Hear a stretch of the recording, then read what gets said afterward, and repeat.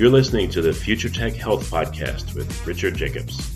Until I reached age 40, I never realized the obvious, that we all have medical issues, or we at least have a family member or close relation that had, has, or will have them in the future.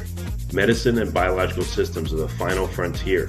Until we've conquered death, figured out how life began, cured cancer, and understood our purpose in the universe, there's a heck of a lot to talk about when it comes to our health. Future Tech Health means I'll be covering futuristic topics that are actually already in clinical trials, or even starting to appear on shelves or by prescription, or available for your own use. We dive deep into stem cells, CRISPR-Cas9, the science of sleep, epigenetics, medical testing, cancer, ketogenic diets, stem cells, aging, regenerative medicine, and more. My goal for you, the listener, is to learn from these podcasts. You may very well learn something that may change the course of your life for the better, steer you towards a new career, or give you insight into addressing a serious medical problem. Remember, however, this podcast and its content is informational in nature only. No medical, tax, legal, financial, or psychological advice is being given. If you enjoy the podcast, please listen, subscribe, like, and share it with friends. Thank you. Hello, this is Richard Jacobs with the Future Tech and Future Tech Health Podcast, and I have a returning guest, Paul R. Ehrlich, famous guy. He's been around for a long time. He wrote a book called The Population Bomb, I believe in '68. Is that right, Paul? That's right. Okay. Yeah, I was only 2 years old. That's an important thing to point out. I was -7, so yeah, it was a big accomplishment. Last time I know, like I said, we talked about the epidemic of recessed jaws and smaller mouths, but this is a totally different topic. So, I know this book was written a long time ago, but I'm sure this is something you thought about your whole life, the population explosion, and you've now witnessed what's happened over the past, 40 some odd years.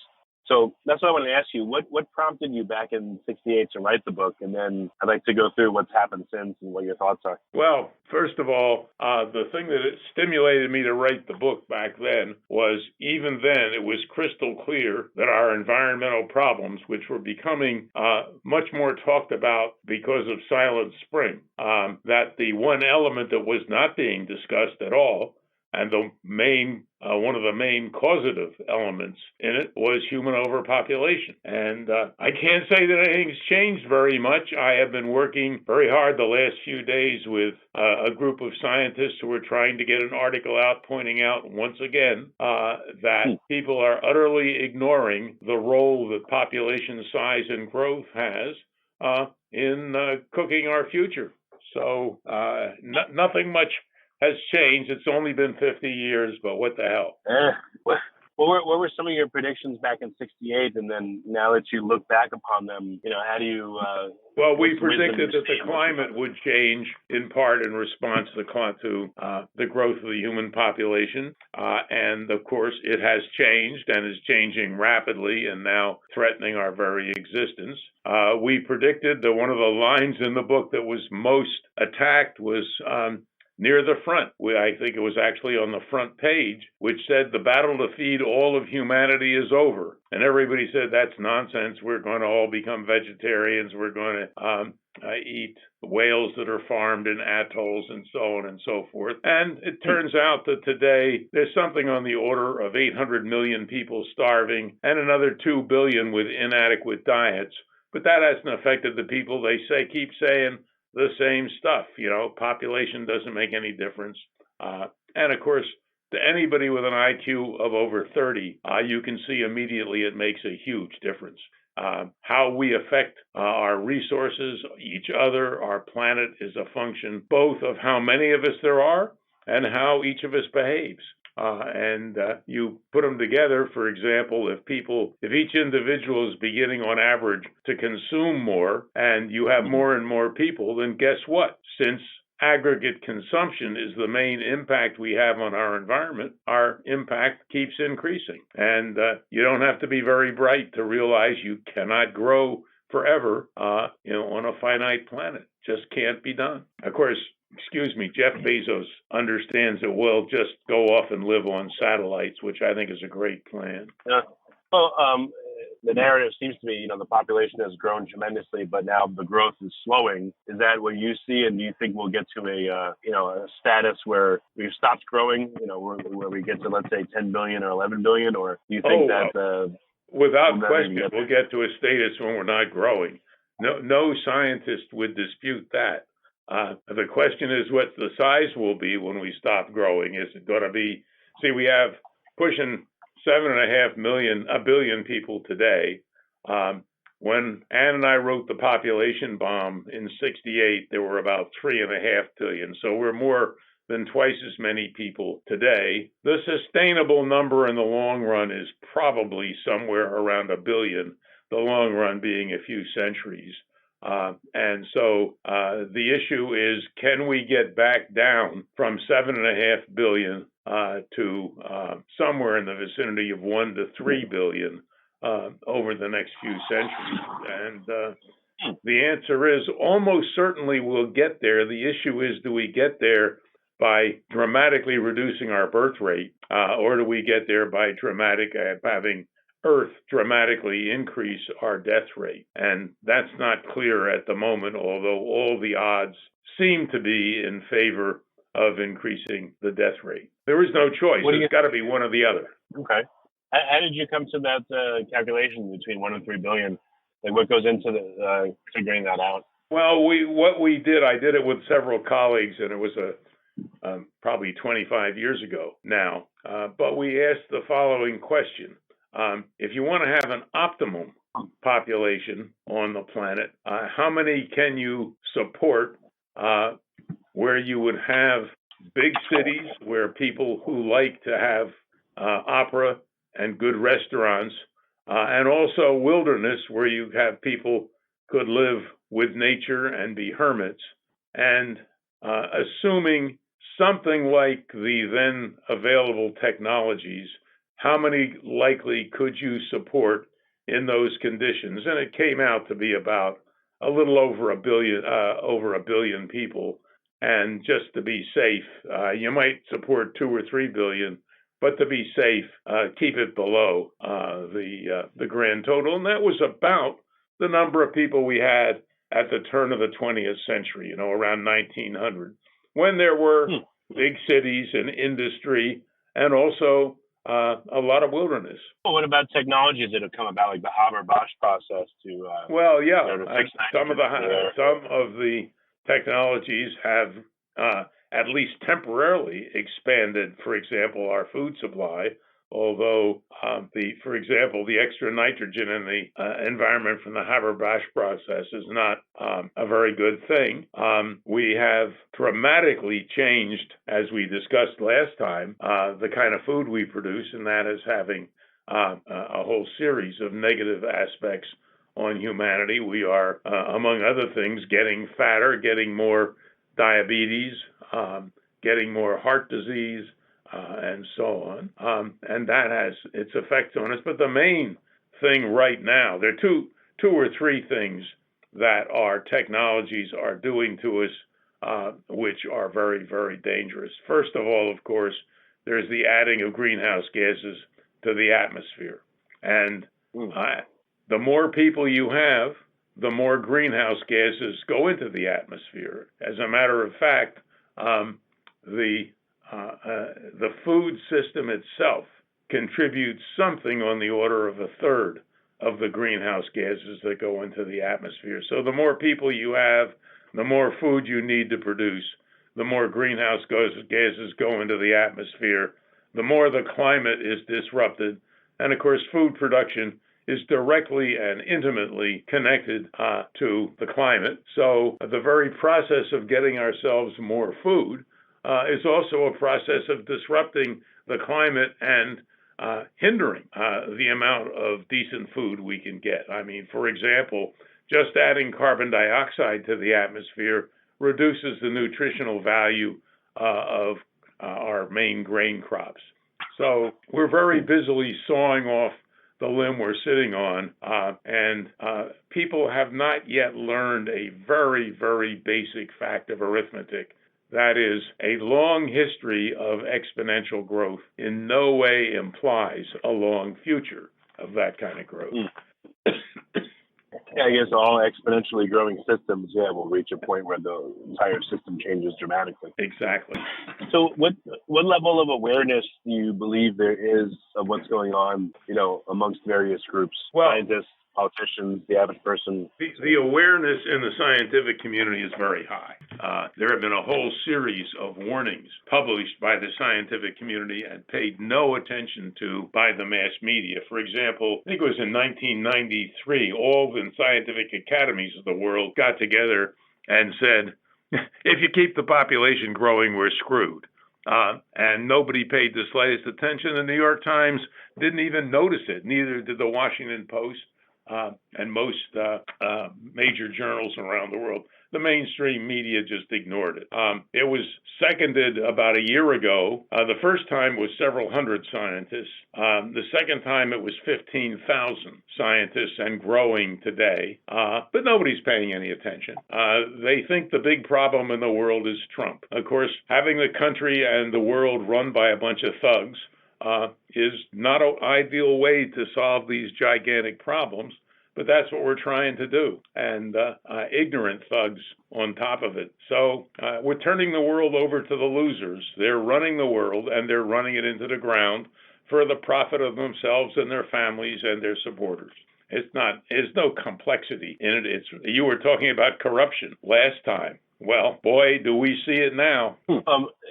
Excuse me, that's not a political view. It's a scientific view.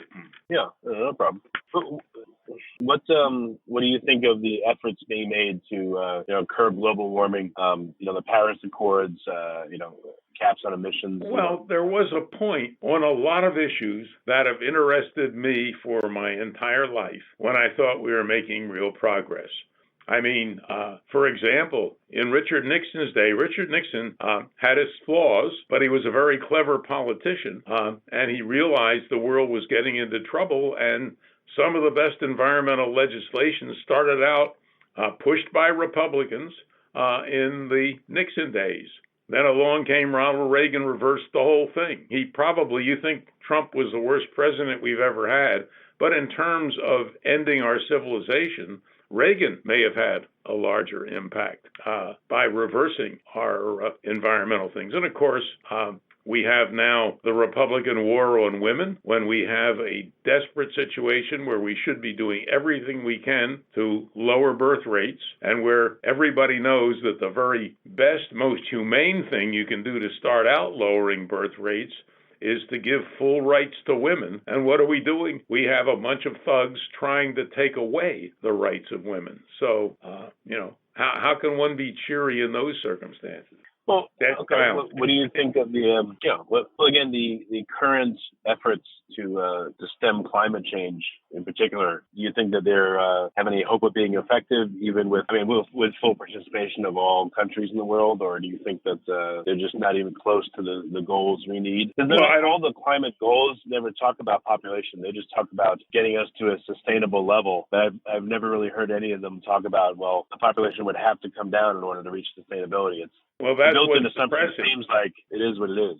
Yeah, I mean, that's what's so depressing is that none of the things, first of all, even with the assumption that we can continue to grow and the technologies will allow us to reduce the amount of carbon dioxide and other greenhouse gases flowing into the atmosphere, that we can meet our goals and keep the climate relatively stable and livable. Well, there's no real scientific support for the idea that 2 degrees Celsius rise in temperature is safe. It may or may not be. We don't know enough about the system, but there's more and more stuff coming out all the time. A very brilliant research report from Australia pointing out what all of us have known for a long time, that the IPCC is intrinsically very conservative. In my view, for example, statements like, we have a 1 in 3 chance of keeping the temperature below, say, 2 degrees Celsius increase. Well, a 1 in 3 chance is like if somebody told you there's a 1 in 3 chance you won't have a bullet in your brain in the next hour, you wouldn't consider that a very conservative estimate. And all the information that's coming out makes it look, even under current assumptions, which are not being met, current assumptions, for instance, of the Paris Accords, are not likely to get us there, or at least are not certain to get us there. And there are huge numbers of things, feedbacks and so on, that aren't being properly considered. So it's a tough shot, even if we started tomorrow to try and do the right things. I have serious doubts personally, and many other scientists have doubts too, that we'll avoid a really catastrophic climate situation. And that's only one bit of it, because of course it's interacting with the destruction of biodiversity, which are the life support systems that we absolutely need if we're going to continue to live on the planet. And the loss of biodiversity, the UN recently came out and said 1 million animals are at risk. It isn't the 1 million animals we care about. It's the ecological systems made up of all those animals and plants and microorganisms that support our lives. They are suffering from climate disruption already. They're also being wiped out for many other reasons.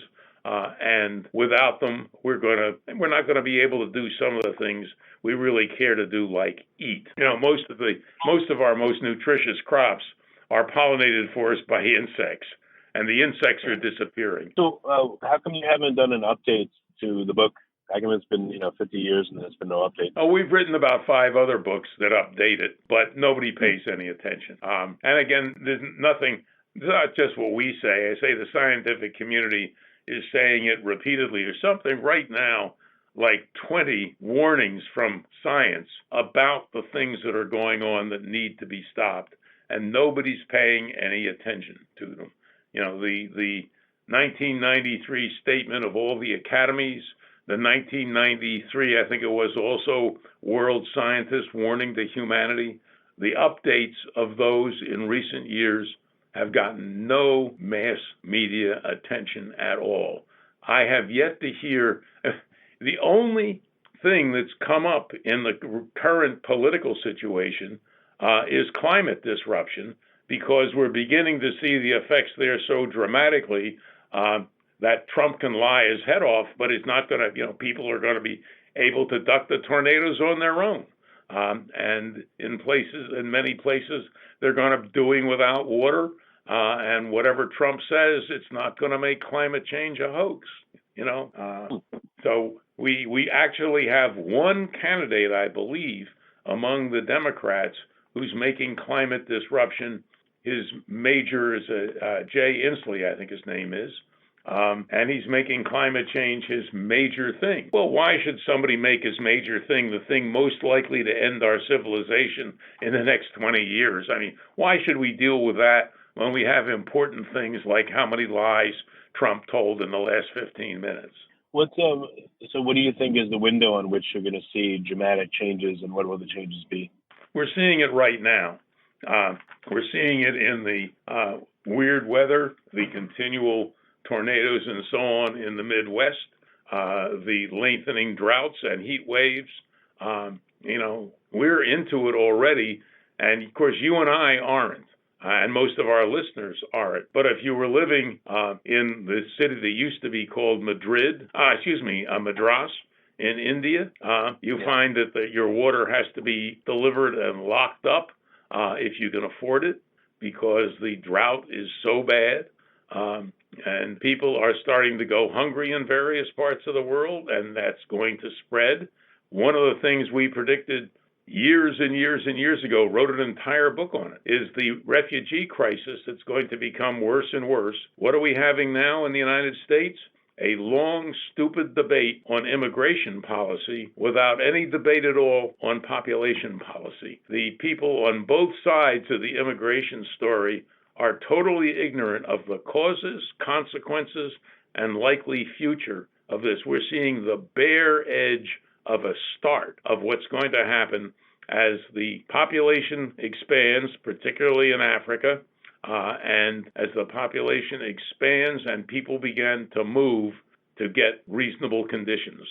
In other words, we're seeing now people flooding towards the United States and flooding towards Europe, because parts of the world are already into the collapse mode, and it's going to get much, much, much, much worse. So what would be, if you were able to make policy and enforce it, what would be some of the prescriptions that you'd write for now? Well, the prescriptions I would write for now deal with the major elements. First of all, we do know that we can change our consumption patterns very rapidly. We know that from the history, for instance, of the Second World War, when on December 7th, 1942, the United States had produced something like 4 million automobiles.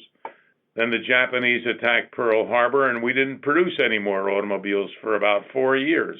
We produced, hundreds of thousands of tanks, half-tracks, jeeps, and so on. We rationed gasoline. We rationed meat. I can remember picking milkweed pods in the East in the summer because you could give the fluff inside. There were places that collected it for making life jackets for the Navy and so on. Consumption patterns can be changed very, very rapidly, as they were in all the nations that went to war in the Second World War. We can only change reproductive patterns humanely, slowly. And that means doing things exactly the opposite of what many of the Republican legislators and governors in the United States are doing now.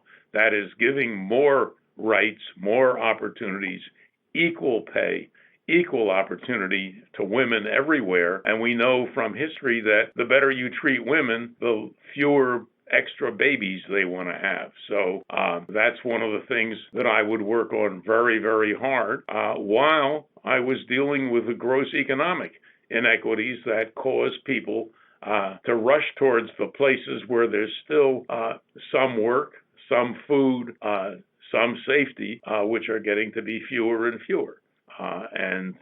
So if you don't deal with the population side, eventually that gets you for sure. Consumption you can deal with rapidly, but it takes political will to do it.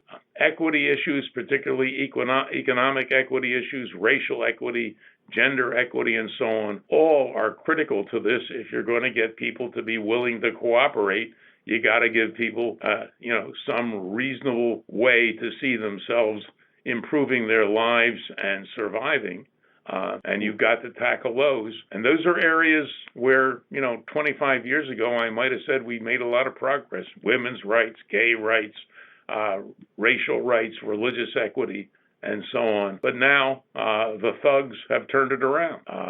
We have a racist rapist as president, and nobody seems to care. There are 40 million Americans that are willing to vote for that moronic loser. I mean, how can you possibly think there's any hope for the country when there's 40 million people who just don't give a damn? Okay. So, no, I guess I'm not sure. Sorry. To answer you at this point, but no, it's all right. The article that I'm working on with a bunch of colleagues is scientists have to tell it like it is. There's no point in kidding around about these things. It drives me nuts to hear Democrats saying we've got to hold more hearings to find out whether or not Trump is a person who should be removed from the office he's holding. He's the first president in my lifetime that I thought was so obviously unfit for the office that all you got to do is turn on the TV for 10 minutes and you'd get 3 excuses to impeach the man, and yet the Democrats still want to go slow. If there ever was a person who deserved to be thrown out of the president's office, somebody who's making money by being president, hasn't followed the Constitution at all, and so on, it is just beyond belief. And I don't see any reason to have hope that we're going to start moving in the right direction on anything. I'm right now terrified that there's going to be some kind of a slip in the Middle East, and we're going to have yet another war, one that could turn nuclear. And our own policies on the nuclear front make the dangers of an accidental nuclear war even larger than they were during the Cold War. And that's not my opinion. That's the opinion of people like Bill Perry, who was Clinton's last defense secretary, and so on, John Holdren, who was the Obama's science advisor and so on. Everybody who understands the nuclear situation is scared witless, and we have two morons, one in North Korea and one in the White House, playing nuclear games. I mean, it's enough to make you just want to bury your head in the sand. So what would be some resources for listeners to find out more about the realities of the current state of things, in addition to podcasts like these? Any books or websites? I particularly don't believe me. I could be a paid agent for the condom industry after all. There's lots and lots of material out there. I can send you some stuff if you want, if you can distribute it, I'll just email you some papers. And people, you can find it almost anywhere, but of course, now you can also find pure crap almost anywhere. And how do you tell them apart? Well, it means a lot of studying. It means a lot of getting your friends and dividing up the world so some of them know some things very well and others know other things very well, and they can help you sort the nonsense from what you really need to know to plan whatever you can in saving yourself and the people you love. It's one of the things I like about the Jaws epidemic is it's one where you actually can do something yourself to maybe make things better. Very difficult on climate disruption, very difficult on the toxics, which we're all now getting loaded with more and more. The microplastics that are now going into our brains, the climate disruption, all these things are very difficult for individuals to deal with, except politically. And if you want to deal with them politically, you got to vote the morons out of office. You got to get people who actually have policies, who understand situations, who are interested in actually studying things and then doing the best possible. Nobody knows what the very best is, but we sure as hell know a lot of things that are better than we're doing now. Okay. Well, very good. Well, Paul, I appreciate you coming and being very. Sorry to have depressed you. No, it's not depressing. I was going to make a joke and say, thanks for your very carefully worded and politically correct statements. And honesty's better. So, I appreciate it. Well, it's been my pleasure. Thank you very much. And if you send me an email, I will email you some stuff. Will do. Thank you.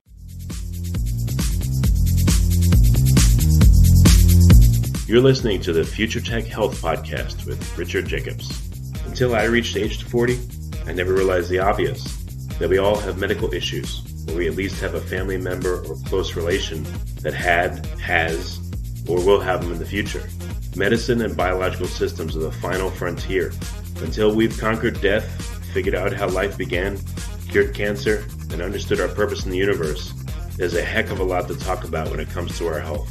Future Tech Health means I'll be covering futuristic topics that are actually already in clinical trials, or even starting to appear on shelves or by prescription, or available for your own use. We dive deep into stem cells, CRISPR-Cas9, the science of sleep, epigenetics, medical testing, cancer, ketogenic diets, stem cells, aging, regenerative medicine, and more. My goal for you, the listener, is to learn from these podcasts. You may very well learn something that may change the course of your life for the better, steer you towards a new career, or give you insight into addressing a serious medical problem. Remember, however, this podcast and its content is informational in nature only. No medical, tax, legal, financial, or psychological advice is being given. If you enjoyed the podcast, please listen, subscribe, like, and share it with friends. Thank you.